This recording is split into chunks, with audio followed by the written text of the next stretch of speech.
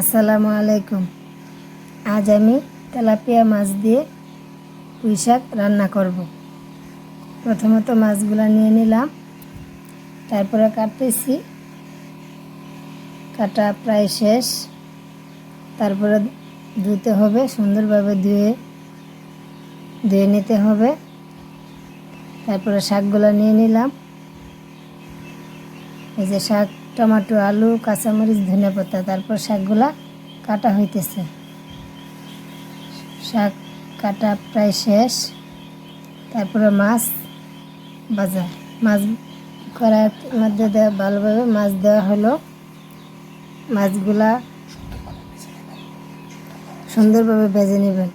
ভেজে নেওয়ার পর তারপরে মাছগুলো আপনার অপর পিঠ আবার ভাজতে হবে। মাছ ভাজা শেষ, উঠিয়ে নিব। তারপর কড়াইয়ের তেলের মধ্যে পেঁয়াজ দিব।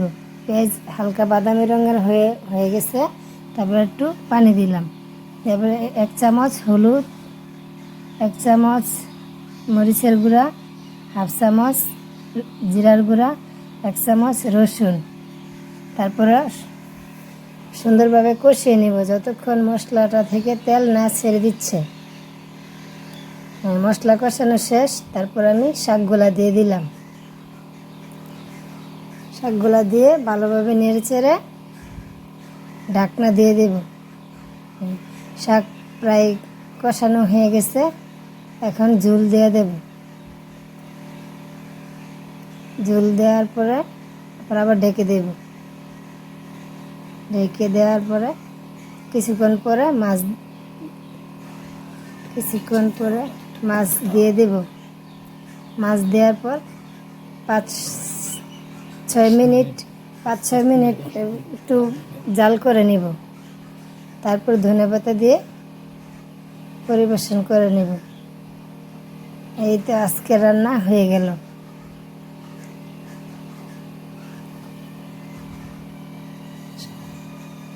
এতক্ষণ আমার সাথে থাকার জন্য ধন্যবাদ। আমার চ্যানেলটা ভালো লাগলে লাইক এবং সাবস্ক্রাইব করে আমার সাথে থাকবেন। সবাইকে ধন্যবাদ। নতুন নতুন ভিডিও পেতে আমার চ্যানেলটা সাবস্ক্রাইব করে দিবেন। এতক্ষণ আমার সাথে থাকার জন্য আপনাদের সবাইকে ধন্যবাদ। আসসালামু আলাইকুম।